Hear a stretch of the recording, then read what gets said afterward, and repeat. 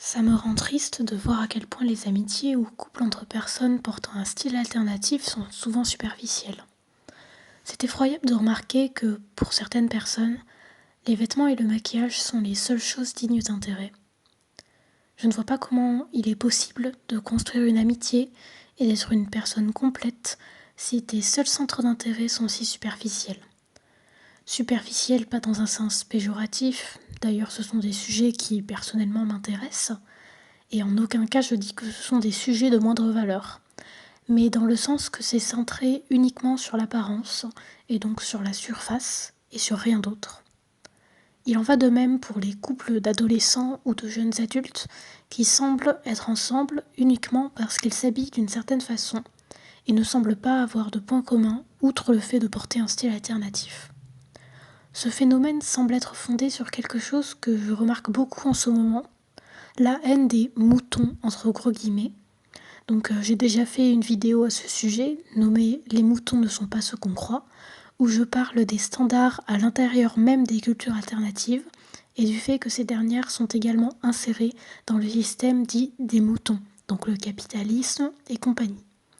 Je vous mets le lien de cette vidéo dans la barre d'infos. La volonté de se démarquer visuellement semble devenir, pour certaines personnes, le fondement même d'une identité aux dépens d'une identité intérieure propre. Je pense que se limiter à avoir uniquement des amis portant un style alternatif est une énorme erreur.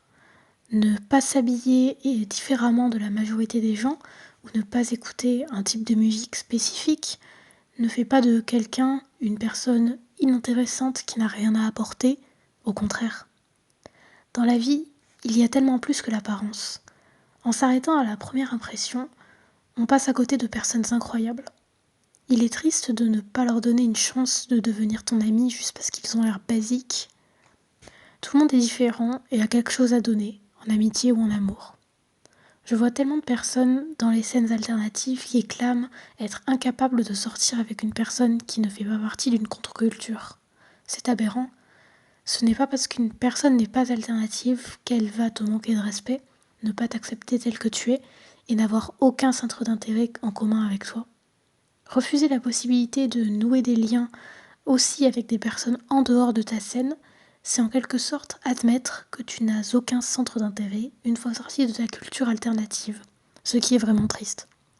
Bien évidemment, il n'y a rien de mal avec le fait d'avoir des amis alternatifs, je dis juste qu'il faudrait pouvoir voir les personnes comme des humains qui ont tous quelque chose à apporter, indépendamment de l'apparence qu'ils se donnent. Parce qu'un style alternatif, c'est un choix. Il y a des gens qui portent un style alternatif, mais qui pourtant ont un mode de pensée tout à fait qu'on pourrait qualifier de banal. Donc il faudrait qu'on donne une chance à tout le monde. Tu pourrais t'entendre incroyablement bien avec des personnes dont tu n'as jamais soupçonné la valeur.